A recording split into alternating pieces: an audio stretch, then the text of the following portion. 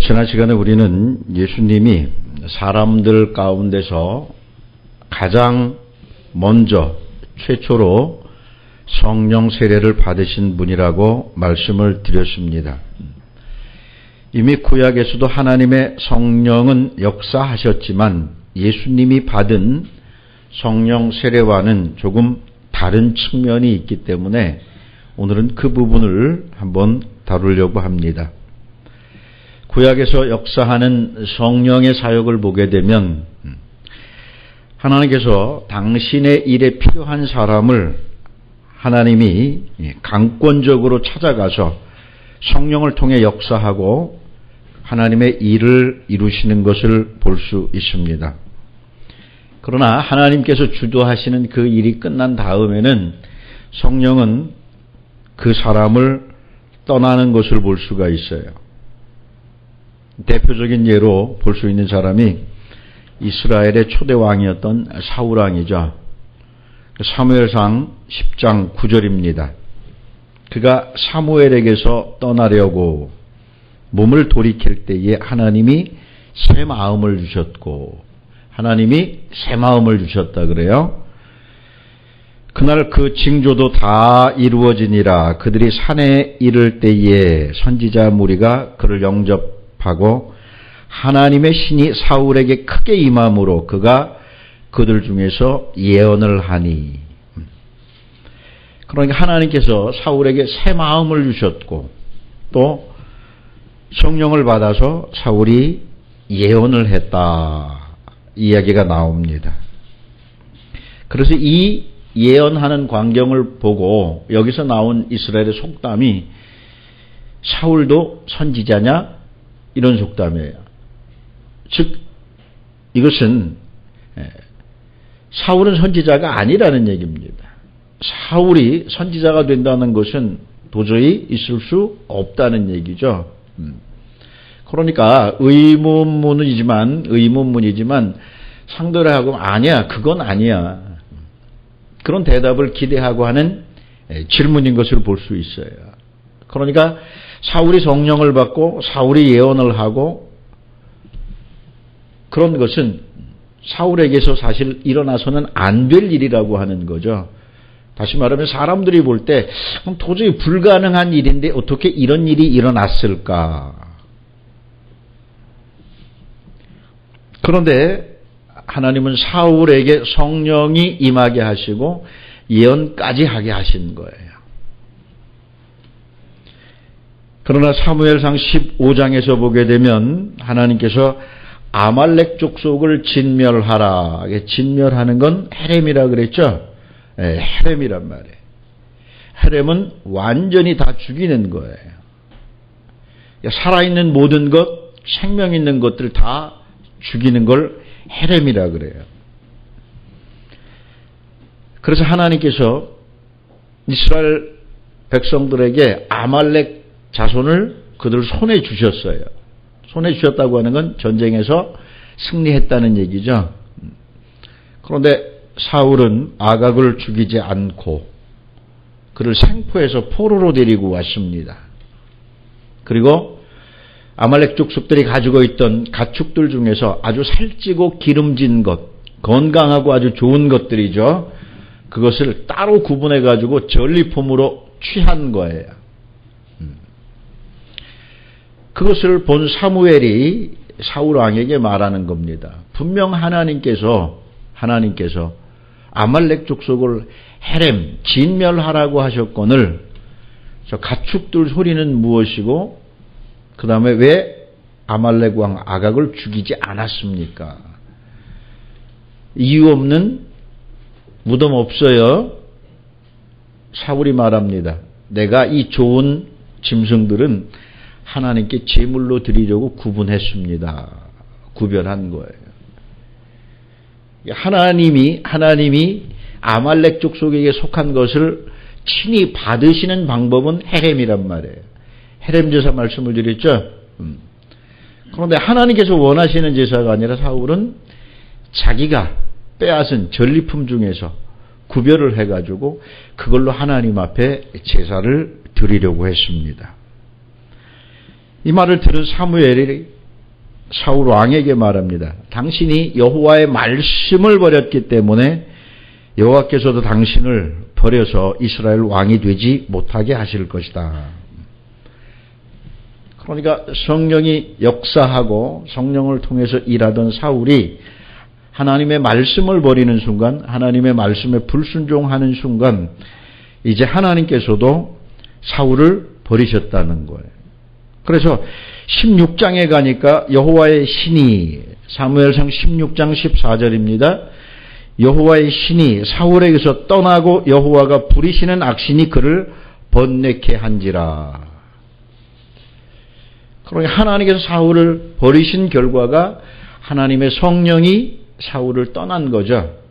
그랬더니 여호와께서 부리시는 악신이 사울에게 들어갔고 그때부터 사울이 번뇌하기 시작을 하는 거예요. 그 번뇌가 구체적으로 뭐로 나오느냐? 하나님께서 이스라엘 왕이 되지 못하게 하신다고 했기 때문에 이 왕권을 지키기 위해서 자기 스스로 애쓰고 노력하고 그리고 왕권에 집착하는 거예요. 그 결과가 이스라엘 왕으로, 차기 왕으로 기름 부음 받은 다윗을 죽이려고 아주 온갖 애를 다 쓰는 거죠.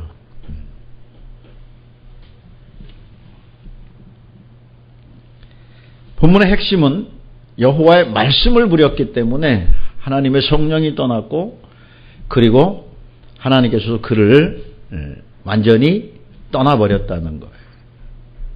성령이 떠나버린 겁니다. 반면에 다윗도 하나님의 성령을 받은 사람이고 하나님의 언약을 충실히 이행합니다. 그렇다고 해서 다윗이 범죄하지 않은 것은 아니에요. 그 밧세바, 우리아의 아내 밧세바를 자기 아내로 취하고 그 과정에서 우리아를 죽게 했고요. 하나님이 기뻐하지 않는 인구조사를 함으로 인해서 이스라엘 백성들에게 이 전염병이 퍼지게 하는 그런 일도 있었고 여러 가지 과정 속에서 다윗은 자기의 죄를 회개하는 과정에 하나님께 간절히 기도했던 내용 중에 하나가 뭐냐면 성령이 떠나지 않기를 기도했다는 거예요. 왜냐하면 자기 눈으로 목격을 했습니다. 성령을 떠난 사람이 그 삶이 얼마나 비참한가. 사울을 통해서 직접 보고 느끼고 경험했기 때문에 하나님 다 좋습니다. 다 좋습니다. 그러나 성령이 나를 떠나서는 안 되겠습니다. 성령이 떠나지 않기를 기도한 거죠. 마태복음 11장 2절에 보면 세례 요한이 마케루스 감옥에 갇혀 있을 때의 사건이 나옵니다. 백성들에게 죄를 회개하라고 했고 세례를 베풀었고 또 그들에게 헤롯 왕가의 잘못된 일들, 비행들 그것을 낱낱이 고발함으로 말미암아 미움을 샀고 그래서 헤롯이 세례 요한을 붙잡아서 감옥에 가둡니다. 마케루스라고 하는 곳이에요. 거기에 갇혀 있을 때에 예수가 활동하는 이야기들을 사람들을 통해서 듣고 난 다음에 자기 제자들을 불러서 예수님께 질문하고 그 답을 가져오도록 합니다. 오실 그이가 당신입니까? 아니면 우리가 다른 분을 또 기다려야 합니까? 조금 이해할 수 없는 내용이죠. 앞에 세례 요한이 말했던 것과 비교를 한다고 하면 이해가 잘 안 가는 거예요. 그는 나보다 크신 분이다. 그리고 그는 성령으로 세례를 주실 분이라고 분명히 예수를 향해서 이야기를 했었고 그는 흥하여야겠고 나는 쇠하여야 하리니 앞으로 그의 시대가 오고 그가 하나님의 일을 주도할 것이라고 하는 그 이야기를 합니다. 그 과정에서 나는 점차적으로 잊혀질 것이고 나는 그에게 모든 일들을 이양하고 나는 물러나야 된다. 그 이야기죠.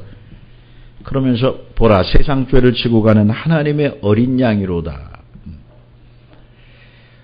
보통 사람으로서는 알 수 없는 하나님의 계시가 담긴 이야기들 이렇게 철저하게 했던 그 사람이 어떻게 갑자기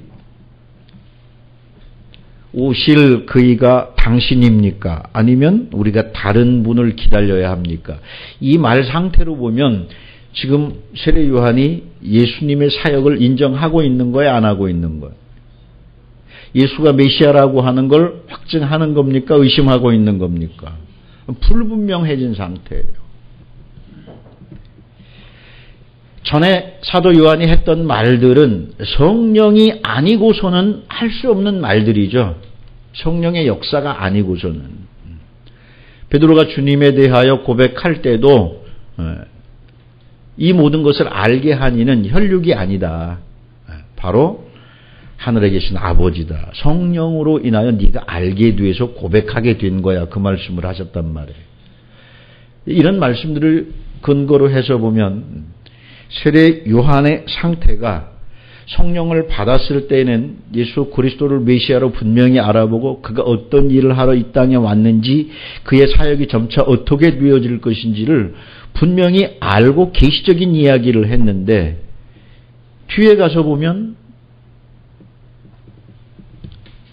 그리스도가 메시아라고 하는 예수가 메시아라고 하는 것을 확실하게 인식하지 못하고 의심하는 이런 상황 속에서 일어날 수 있는 것은 성령이 떠난 것밖에 없다는 거예요. 그렇죠? 성령이 떠났기 때문에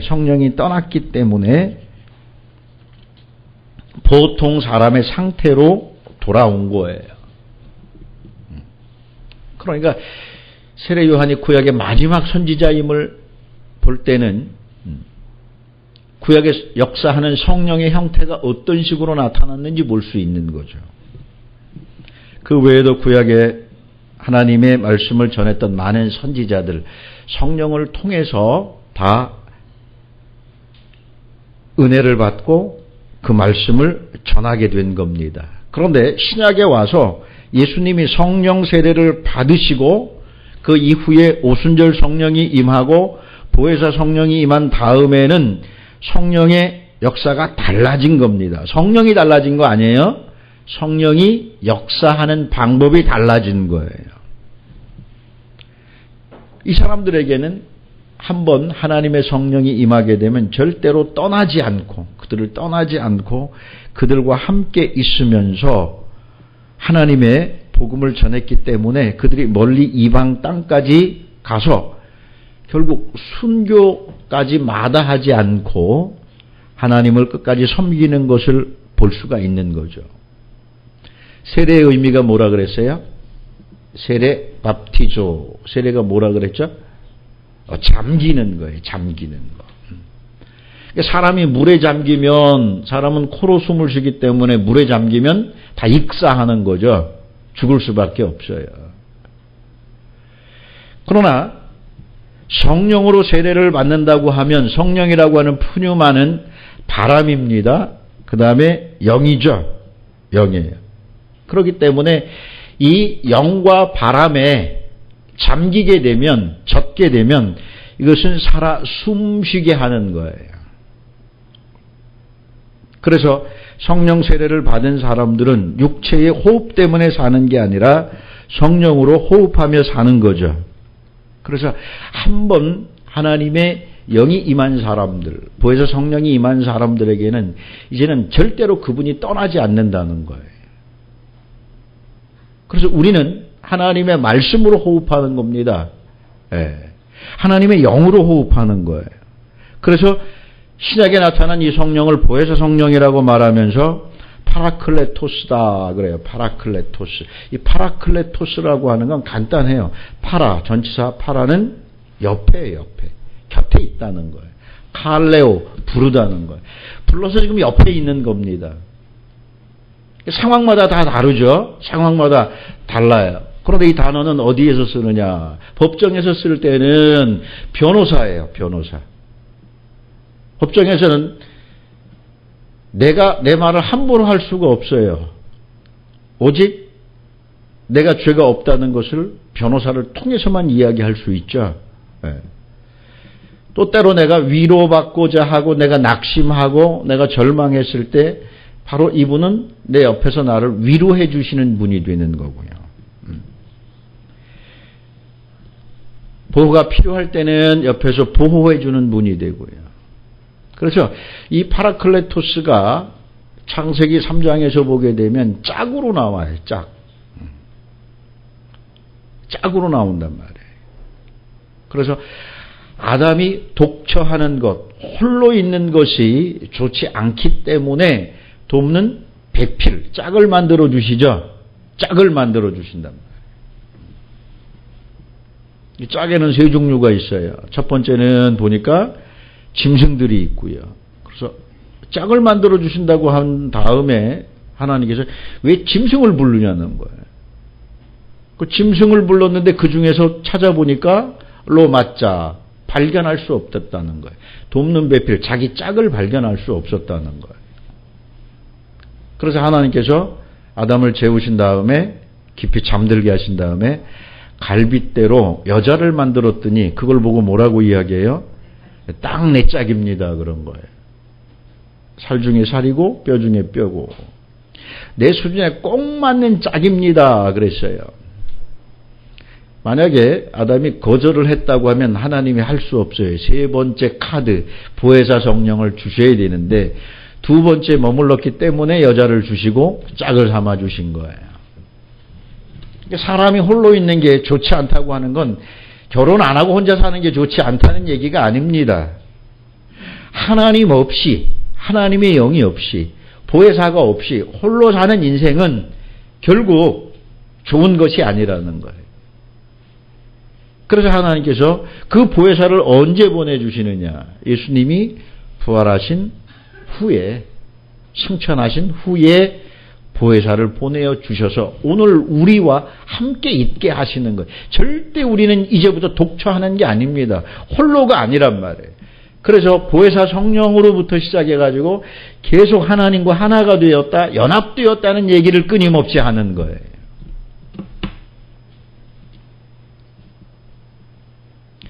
그래서 구약의 성령이 주로 어떤 일을 위해서 능력을 행하는 사역적인 성령이었다고 하면 신약의 성령은 사역을 중심으로 한 게 아니라 인격적인 교제를 원하는 거예요. 인격적인 연합, 관계, 그걸 원하는 거예요.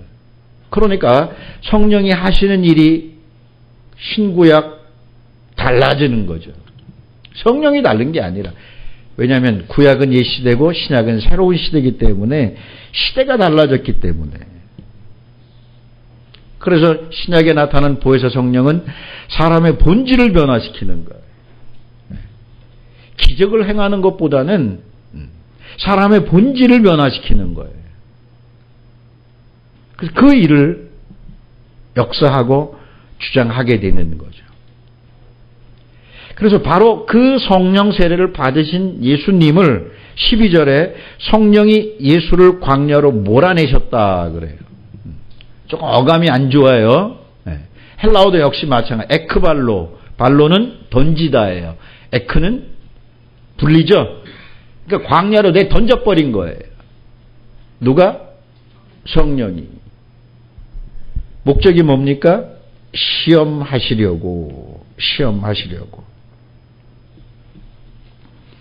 그러니까 당시에 유대 광야에서 금욕적인 생활을 하면서 돌을 닦고 있던 수도사들과는 달라요, 이분이. 성령에 의해서 강권적으로 광야로 내몰린 겁니다. 에크발로 된 거예요. 스스로 간 게 아닙니다. 잘 보셔야 돼요. 스스로 간 게 아니에요. 성령이 끌고 간 거예요. 그리고 광야에서 시험을 받는 거죠. 그런데 마가복음에는 특이하게 그 시험에 대한 내용이 없어요. 그냥 시험 받으셨다. 40일 동안 거기 계시면서 광야에서 들짐승과 함께 있었고 거기서 시험 받을 때 천사들이 수종 들었다. 그거밖에 없어요. 마가복음이 원복음이라 그랬어요. 네. 이미 마가는 유태인으로서 이스라엘 역사와 토라의 말씀을 다 외우고 있는 사람이에요. 어려서부터 그 교육을 받으니까. 그러니까 광야에서 40일 시험 받았다 하는 그 속에는 우리 조상들이 애굽에서 나와가지고 광야 40년 동안에 그 40년 동안 광야길을 가면서 시험을 받았던 그 모든 내용이 다 포함되어 있어요.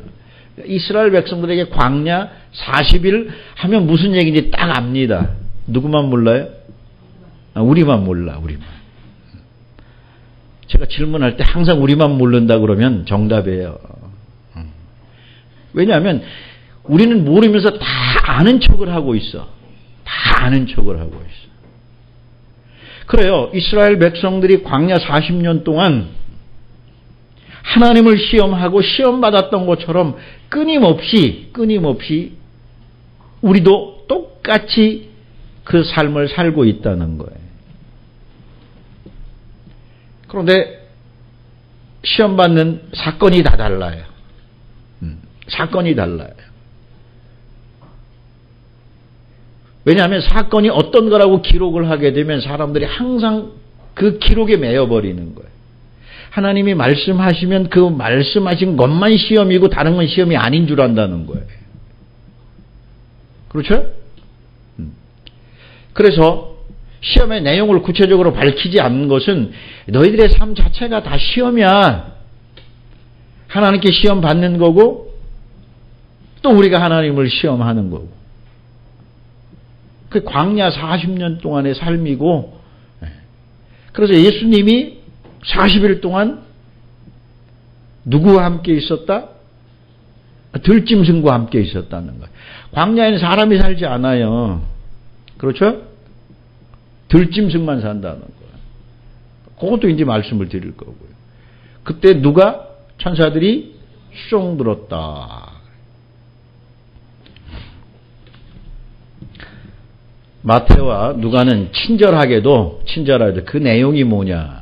예수님이 시험받았던 내용 3가지를 우리에게 소개해 주죠. 그런데 그 내용, 첫 번째, 두 번째, 세 번째, 그게 중요한 게 아니라 근본적으로 사람이 시험을 받는 그 원인이 뭐냐. 그걸 이야기하는 거예요. 그래서 이 3가지 시험 속에는, 바로 우리가 당면한 모든 문제, 그 신앙의 핵심 요지들이 다 들어있는 거예요. 이걸 넘어서야 되는 거예요. 첫 번째가 뭐예요?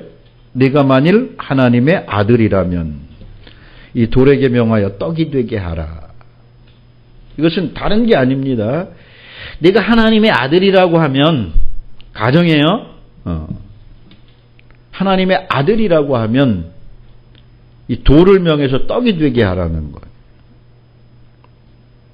지금 문제는 내가 육신이냐 영이냐를 지금 구분하는 거예요.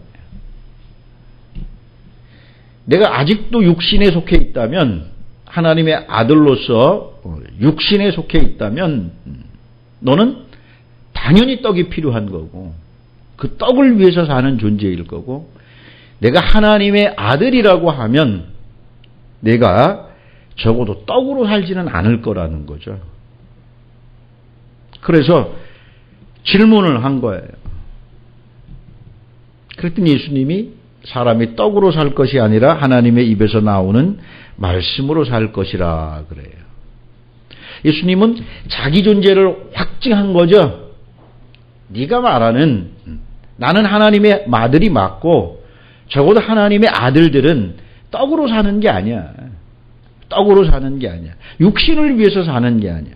우리는 하나님의 입에서 나오는 그 말씀을 먹고 말씀으로 호흡하며 사는 바로 그런 존재라고 이야기를 한 거예요.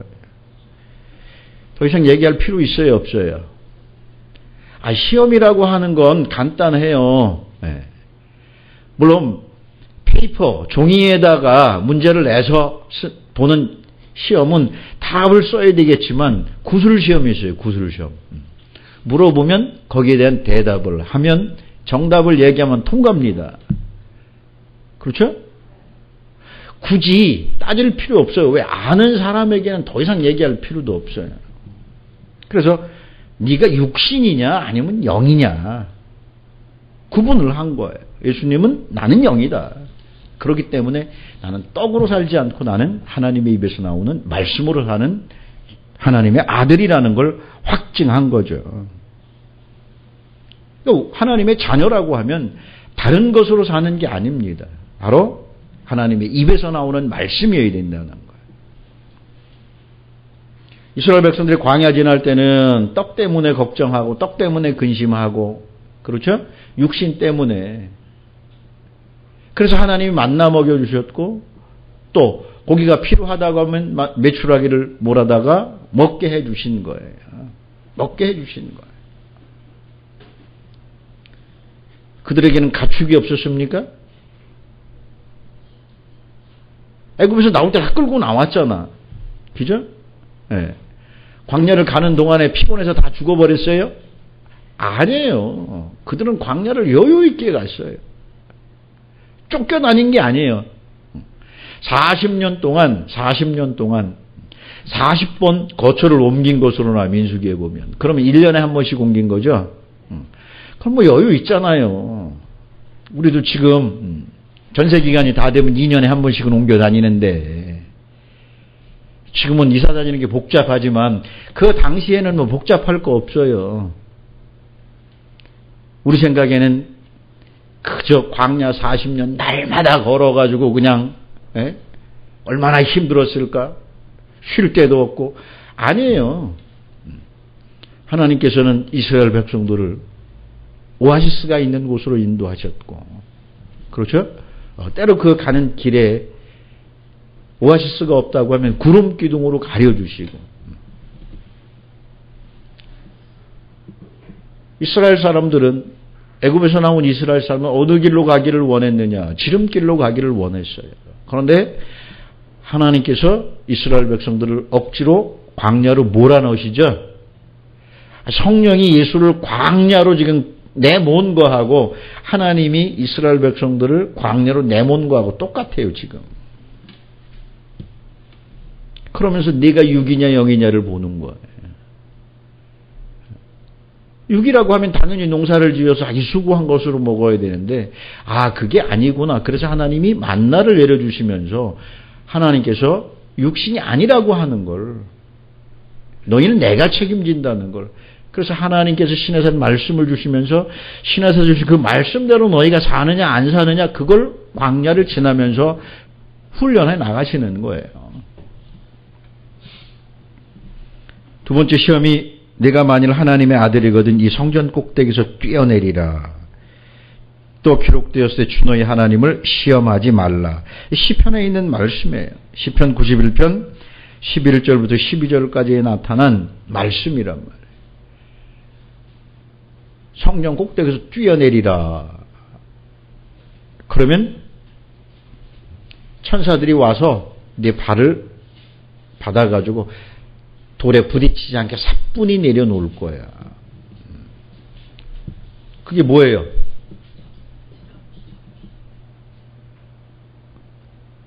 지금 뭘 말하고 있는 거예요? 사탄이. 예수님은 뭘 말하고 있는 거고요?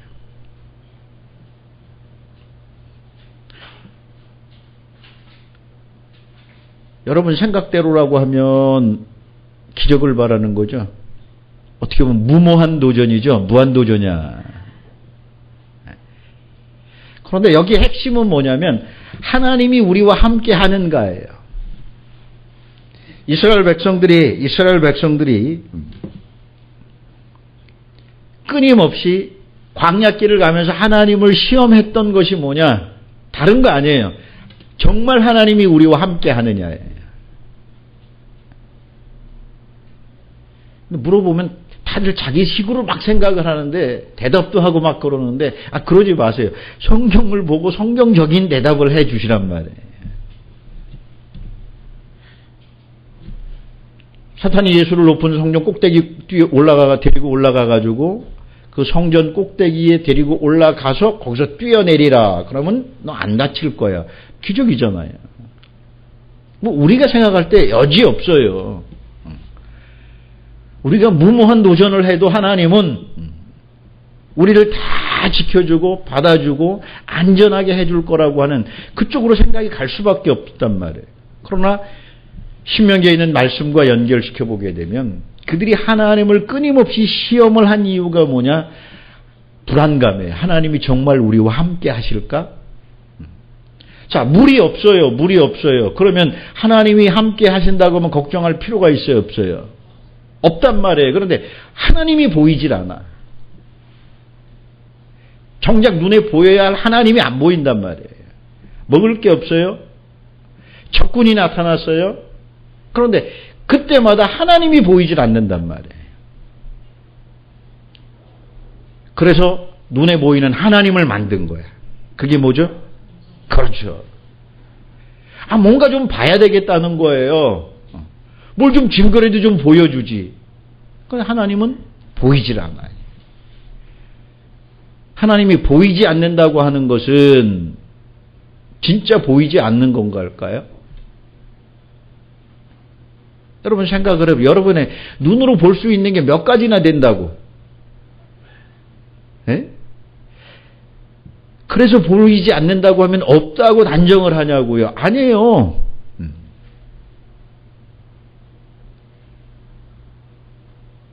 보이지 않아도 존재하는 게 많단 말이에요. 그래서 하나님은 그때그때마다 다 보여주시잖아요. 다 보여주시잖아요. 하나님이 살아계심을 보여주는데 끝까지 육신에 속한 자들은 눈으로 보기를 고집하는 거예요.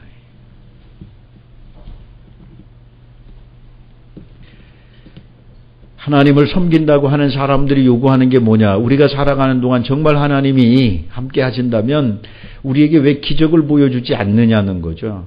왜 안전하게 지켜주고 안전하게 보호해주고 어려울 때 우리 사모님하고 가끔 그런 얘기해요. 하나님 어려운 것도 아니잖아요. 숫자 6개 가르쳐주는 게 뭐 그렇게 어려워요. 내가 뭐 하늘을 열고 천둥 벼락을 때려달라는 것도 아니고 말라기에 나온 것처럼 하늘에서 금은 부하가 쏟아지게 해달라는 것도 아니고 그냥 슬그머니 숫자 6개만 알려주면 되잖아요. 그럼 최소한 10억이잖아.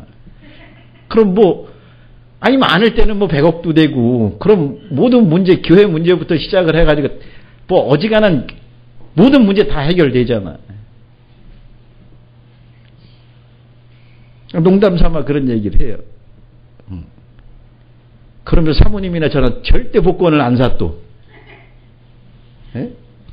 절대 또 복권을 안 사면서 그런 얘기를 해. 시험하지 않기 위해서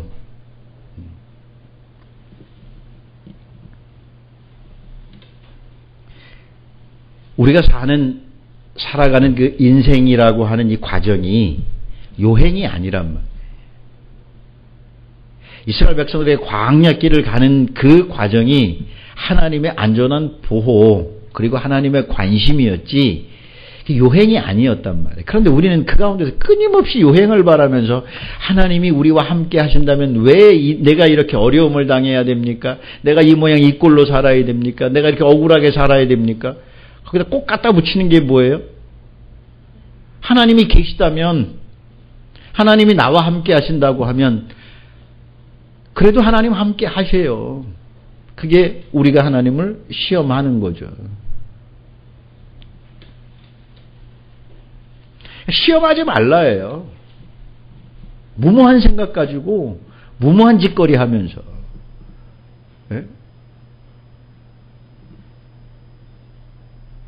은행에서 융자를 잔뜩 얻어가지고 그것도 안 되니까 뭐 교회 직분자들 다 세워진 사람마다 그냥 다 보증을 서라고 한 거지. 그래서 융자 대출 받아가지고 교회 잘 지어놓고 이제부터 잘 될 거라는 거지. 하나님이 함께 하시니까. 그랬더니 교회가 넘어가는 거야. 넘어가. 그리고 우리가 이렇게 열심히 정성을 다해서 하나님의 성전 짓고 하나님을 위해서 했는데 왜 우리가 부도가 나가지고 교회만 넘어가면 다행인데 왜 집까지 다 넘어가야 되느냐고 이야기한단 말이에요. 무한도전이에요 그거. 시험이라고 하는 거고. 세 번째, 나에게 엎드려 경배하면 천하 만국과 그 영광을 주리라. 결국 누구를 숭배하느냐는 거죠. 숭배 문제. 하나님을 숭배하는 것은 천하 만국을 얻는 게 아니란 말이에요. 이 세상에 있는 이 천하 만국은 성경에 보면 하나님이 장차 멸망시킬 거예요. 반드시 멸망시킬 거기 때문에 얻어봤자 쓰레기만 생기는 거야. 그렇죠? 누가 차 좋다고 줬어. 그래가지고 외제차니까 득하니 받았는데 한 2번 굴렸더니 그냥 뭐가 돼버렸어요? 차가 서버리고 수리하려고 하니까 수리비가 엄청 나와. 그럼 뭐 해야 돼? 폐차해야죠. 처음에 좋아했는데 나중에 뭐 받은 거야? 뭐 쓰레기 받은 거지 뭘. 안 받았으면 훨씬 더 나을 뻔했어. 이전하느라고 그거 외제차라고 또 비싸가지고 세금도 많이 냈거든. 우리는 지금 끊임없이 썩어질 것, 하나님이 망하게 된다, 버려야 된다, 장차 없애버릴 거다, 불로 태워버릴 거다. 그 세상 영광을 구하는 것. 그건 경배가 아니란 말이에요. 하나님을 경배하는 게 아니란 말이에요. 하나님을 경배하는 것은 상황이 좋아지고 상황이 더 나빠지고 여러분이 하는 일이 잘 되고 못 되고 이거하고 상관없는 거예요. 잘 되면 잘 되는 상황에서, 어려우면 어려운 상황에서, 힘들어도 하나님과 함께 가는 그것이 하나님을 경배하는 거지. 부부간에 병들었다고 버릴 수 있어요? 끝까지 같이 가고 사랑해야지. 남편이 사업 실패했다고 이혼해요? 병들었다고 버리고? 적어도 최소한의 의리가 있다고 하면 그 정도는 아니잖아요. 하나님도 마찬가지예요. 우리가 좋을 때만 하나님 경배하고, 내가 원하는 걸 들어줬을 때만 하나님을 경배하고 찬양하고, 내가 어렵다고 해서 하나님을 버리고 내가 하나님과 등을 질 거냐? 그럴 수는 없다는 거예요. 그런데 우리는 신앙생활을 하는 전제 목표가 천하 만국을 얻는 것이기 때문에, 만사형통이기 때문에 이것이 안 되면 언제든지 하나님을 버릴 준비가 돼 있다는 거죠. 그건 경배가 아니에요. 그런데 사탄은 교묘하게 파고들어서 이런 질문을 하는 거죠. 사탄의 이 질문은 단지 예수님이 굶주렸는데 배고픈데 너 얼마나 배고프니? 그런 질문이 아니란 말이에요. 인생의 근본을 묻는 질문이고, 우리가 적어도 하나님을 믿는다고 하면 어떻게 살아야 되는지 그 인생의 그 본질을 묻는 그런 질문이란 말이에요. 삶의 목적이 뭐냐는 거예요. 뭐 때문에 신앙생활하고 뭐 때문에 하나님을 섬기느냐. 예수님께 한 이 질문은 예수님께만 아니라 하나님을 믿는 모든 사람들이 살아가면서 겪어야 하고 감내해야 할 그 시험이라는 거예요. 그 원리적인 것을 보여준 거죠, 마태는. 누가 역시 마찬가지고. 왜냐하면 말씀을 듣는 대상들이 이해할 수가 없단 말이에요. 유대인이라고 하면 40일 광야 시험 받았다 그러면 한 번에 이해할 수 있는 걸 이방인들은 알 수가 없기 때문에 친절하게 설명을 해주는데, 그 친절한 설명 속에도 뭐가 들어있느냐? 신앙생활을 하는 목적과 그 의미와 바르게 하는 본질이 뭐냐? 이걸 담아서 우리에게 보여준 거죠. 근데 그때마다 사용한 게 뭐예요? 마귀가 사용한 게 하나님 말씀이에요. 하나님 말씀이에요.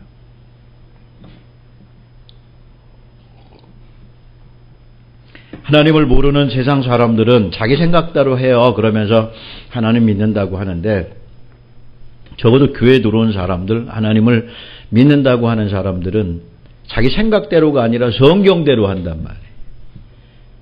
죄송합니다. 미치고 환장하는 게 성경대로 하는 거예요. 그렇죠?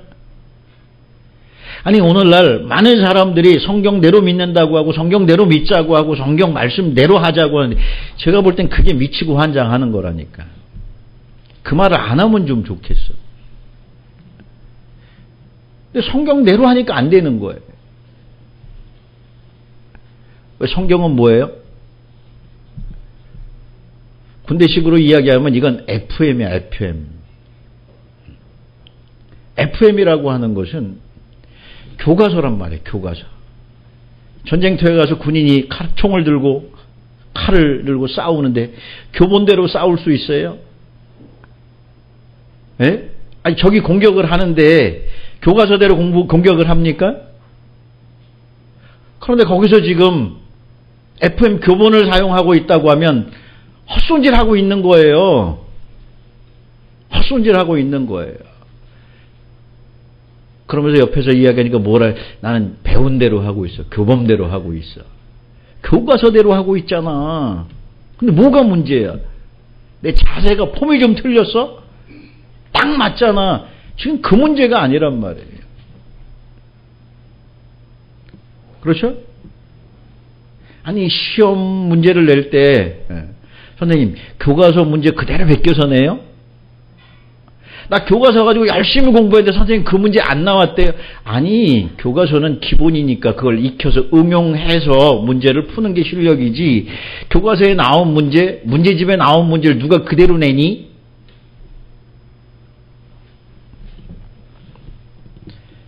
그래서 말씀을 왜곡시키고 잘못 적용시키는 게 이게 마귀의 전략이에요. 이제 지난번 로마서 7장에서도 우리가 공부를 했지만 죄는 마귀를 얘기해요. 뭐를 사용해요? 기회만 되면 하나님의 말씀, 하나님의 율법, 하나님의 계명을 통해서 우리를 속인단 말이에요.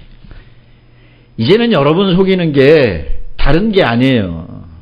말씀이 여러분을 속인다니까. 이 시대가 그래서 무서운 시대예요. 말씀대로 하지 말라는 게 아니에요. 말씀대로 평소에 부지런히 해야 됩니다. 그런데 끊임없이 하나님의 말씀을 가지고 우리를 속이고 왜곡시켜가지고, 그게 사탄의 전략이에요. 반드시 하나님 말씀 사용합니다. 세 가지 시험에서 다 하나님 말씀 사용해요. 그렇죠?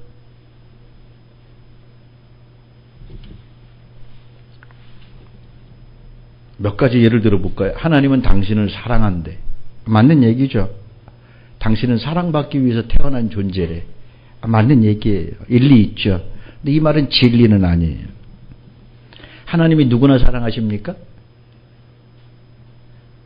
하나님이 누구나 사랑하셔요? 하나님 박애주의자입니까?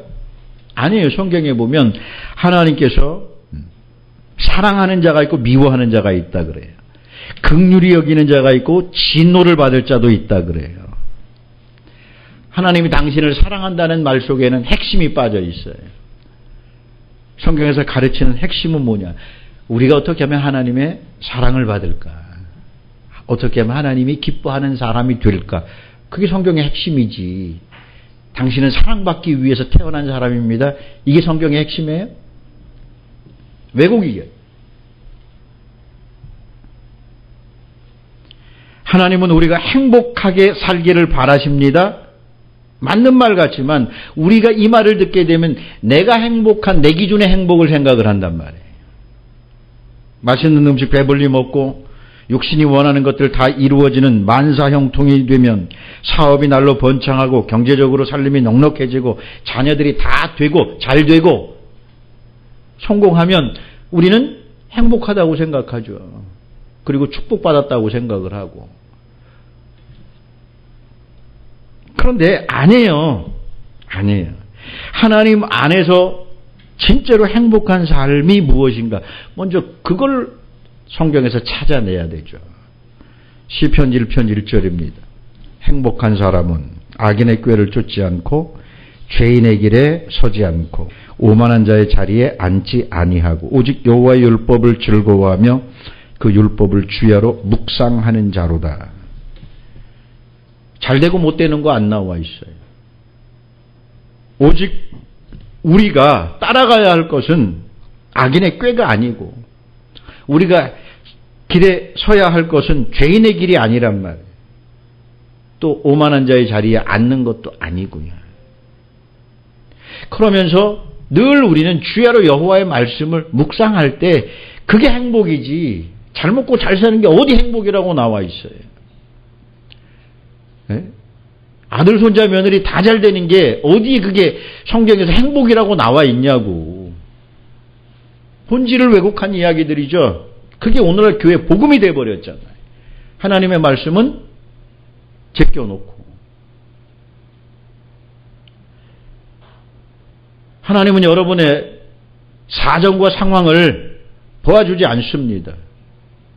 그걸 다 봐주고는 여러분들이 행복한 사람이 될 수 없기 때문에 전제 조건 없어요. 어떠한 상황에 있든지. 높은 자리, 낮은 자리, 편안하고 곤란한 삶의 현장이든지 거기서 우리가 오직 해야 될 것은 악인의 꾀에 조심해야 되고요. 죄인의 길, 거기서 행하지 말아야 되고, 오만한 자의 자리에 앉아서 항상 오만 건방 떠는 그런 삶을 살지 말라는 거죠. 그러면서 하나님의 말씀을 주야로 묵상하면 거기 행복이 있다는 거예요. 그게 하나님이 원하시는 행복이에요. 무슨 일을 하냐 상관없다니까요. 여자나 남자나 상관없어요. 이 일을 하는 사람들이 행복하다는 거예요. 세 번째, 하나님이 기도하면 뭐든지 다 이루어 주신다고요? 천만의 말씀. 하나님이 기도해도 안 이루어 주는 게 굉장히 많아요. 그래서 하나님이 기도하면 뭐든지 이루어 주니까 열심히 기도해. 사람의 열심을 자극하고요. 욕심을 자극하고요. 그래도 안 되면 땡깡을 쓰라는 거죠. 예? 땡깡 가지고도 안 되면 협박하는 거예요. 이제 나 죽어. 하나님 나 죽어요. 애들이 엄마 아빠한테 협박할 때 그거죠. 나 집 나가, 그 다음엔 나 죽는다는 거야. 꼼짝 못하는 거지 뭐. 정과 욕심으로 가득 찬 기도는 응답되지 않아요. 그걸 응답해 주는 건 하나님이 아니라 사탄입니다. 야고보서 4장 3절에 너희가 기도해도 얻지 못함은 정욕으로 쓰려고 잘못 구하기 때문이라는 거예요. 이사야서도 나오죠. 너희가 싸우고 다투고 사람들과 갈등하면서 너희 손에는 피가 가득하면서 유리한 자리에 있다고 갑질해가면서 하나님 앞에 더 달라고 원한다고 하나님 주지 않는다는 거예요. 너희가 기도하지 않았기 때문이 아니라 너희가 열심히 최선을 다해서 기도하지 않았기 때문에 기도의 의도가 잘못됐으니까 기도 하나 많아요. 오늘 교회에서 가르치는 말씀들을 보게 되면 다 이게 마귀의 전략에 속아 넘어가 버린 거예요. 하나님 말씀 다 왜곡돼 버렸어요. 조심해야 돼요. 그래서 끊임없이 사람들로 하여금 하나님의 말씀을 통해서 탐심을 이루게 하고 자기 욕심을 이루게 해요.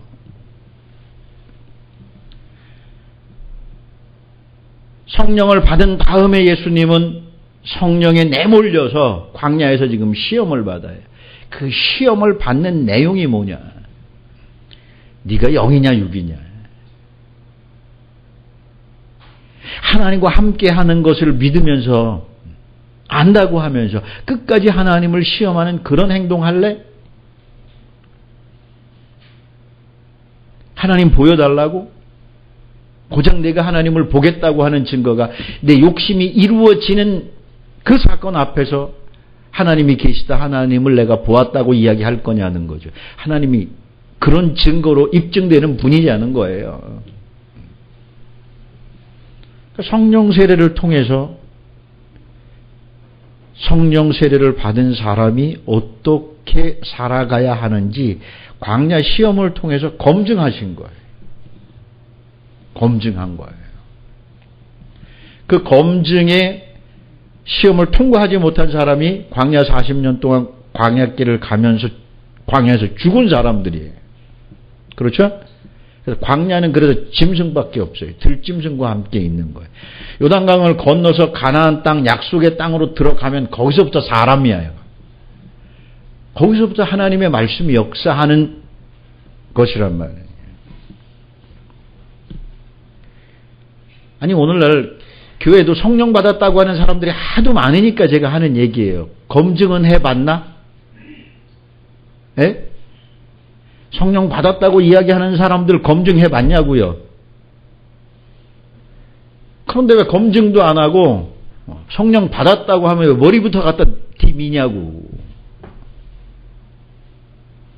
예수님도 성령 받고 검증을 받으셨는데 자기가 뭐라고 성령 받았다고 이야기하면서 검증을 안 하려고 그래. 그럼 여러분들이 검증해 주세요. 이 세 가지를 딱 기준으로 해서 재보면 그 사람이 정말 성령 받은 사람인지 검증이 될 거 아니에요. 그렇죠? 뭐 때문에 사냐고요. 목사라고 하는 직업 보지 마세요. 그 사람이 가진 교회 크기 보지 마세요. 그 사람 스펙 보지 마세요. 그냥 그 사람이 성령을 받아서 역사하는 사람이라면 저 사람이 말씀으로 사는 사람인가 아니면 떡으로 사는 사람인가 그냥 보세요. 떡으로 사는 인간 같으면 더 이상 들을 얘기 없어. 하나님이 함께 하신다고 하면서 하나님이 함께 하는 것이 자기에게 어떤 무모한 것들을 자꾸 추구하고 그것이 이루어질 때마다 기뻐하고 좋아하는 그런 목사라고 하면 성령 받았어도 그거 아닙니다. 더 검증해야 돼요.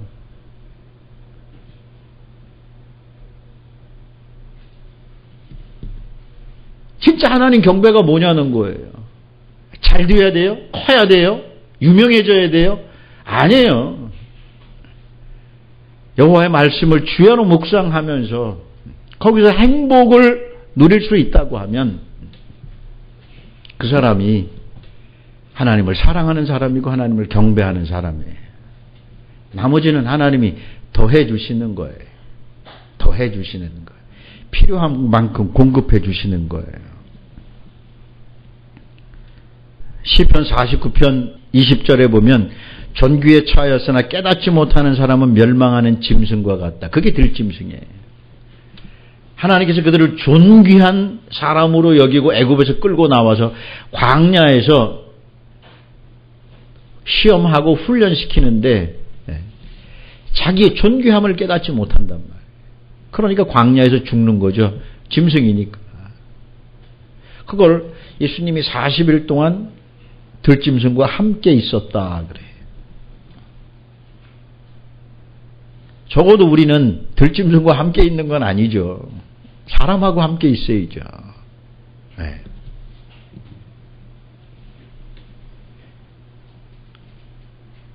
예수님의 사역이 다른 게 아니라 들짐승을 사람으로 만드는 거예요. 본능대로 사는 인간을 하나님의 성품과 하나님의 인격, 하나님의 성품으로 만들어가는 거예요.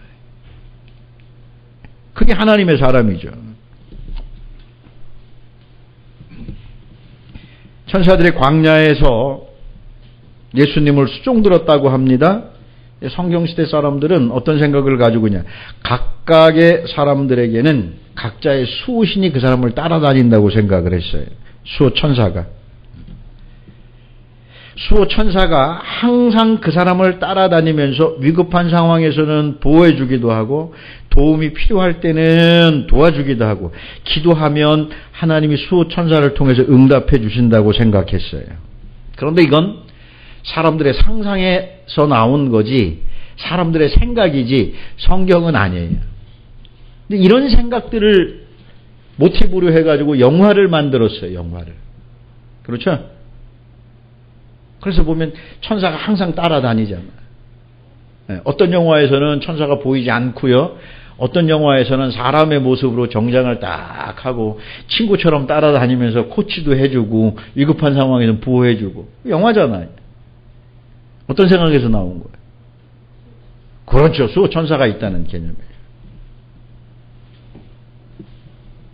성경에서 말하는 천사는 그게 아니란 말이에요. 히브리서 1장 7절에 보면 또 천사들에 관하여서는 그는 그의 천사들을 바람으로 그의 사역자들을 불꽃으로 삼으시느니라. 그래서 천사가 뭐로 나와요? 사역자로 나오고 그 사역자들의 사역이 뭐로 나오냐? 바람과 불꽃으로 나오는. 바람과 불꽃은 뭐죠? 성령의 대표적인 역사하심이죠. 그러니까 사역자들이란 말이에요. 14절에 모든 천사들은 부리는 영으로서 부리는 영. 그러니까 이 한글 성경 해석이 이렇게 되니까 천사를 자꾸 부리려고 해. 그런데 아무데나 부리는 거 아니에요. 요 부리는 영이라고 하는 이 부린다고 하는 단어가 공적인 일에만 쓰는 거예요. 이번에 육군 대장이 부부간에 공관병에게 사적인 일을 시켜가지고 옷 벗었어요. 그죠? 여러분 육군 대장 되려고 하면 대통령 되는 것보다도 힘들어요. 공적인 일에 써야 할 사람을 사적인 일로 썼단 말이에요. 근데 우리는 부리는 영, 그러니까 천사를 어디다 쓰려고 그래요? 사적으로 쓰려고 그래. 그냥 필요하면 그냥 막 불러대는 거지. 뭐 불러대듯이? 119 불러대듯이. 지금 함부로 부르면 안 됩니다. 119. 큰일 나요 이제. 법령이 바뀌어가지고. 네.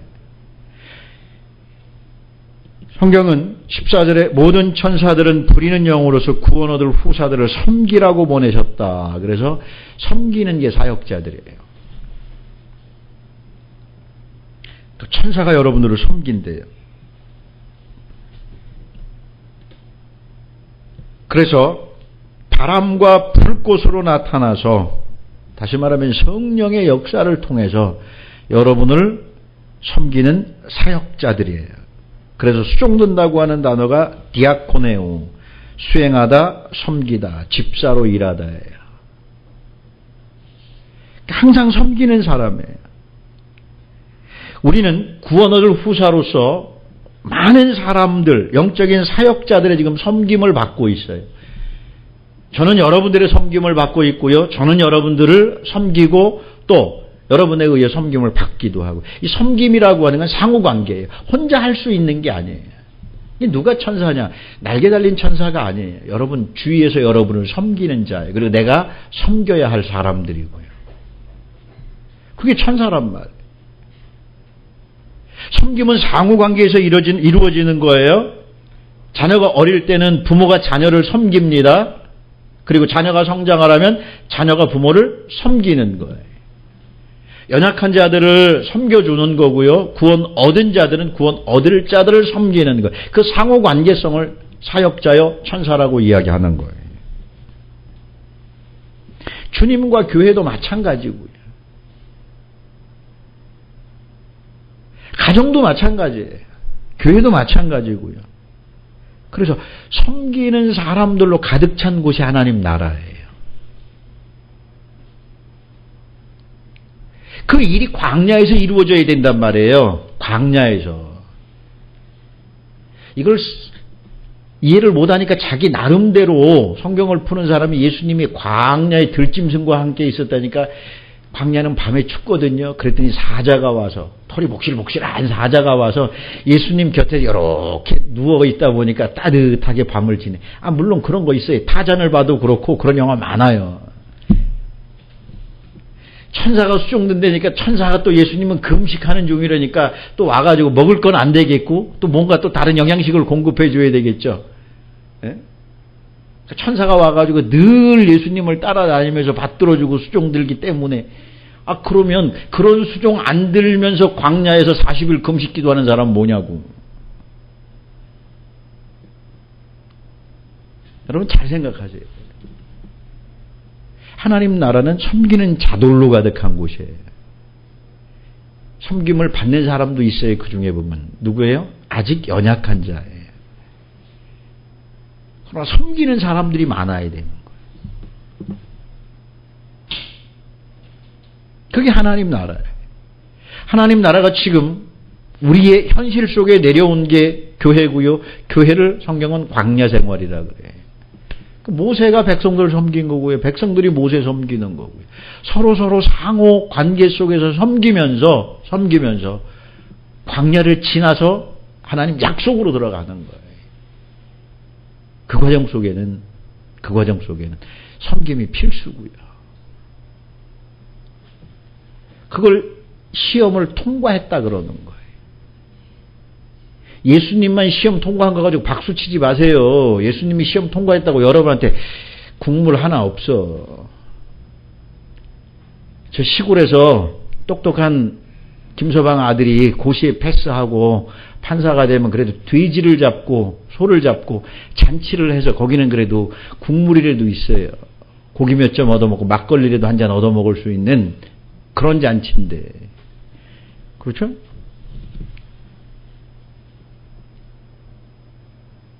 우리 모두 다 같이 섬김을 통해서 이 광야를 지나야 돼. 그게 시험을 성공적으로 통과하는 가장 중요한 방법이라는 거예요. 여기까지 하겠습니다.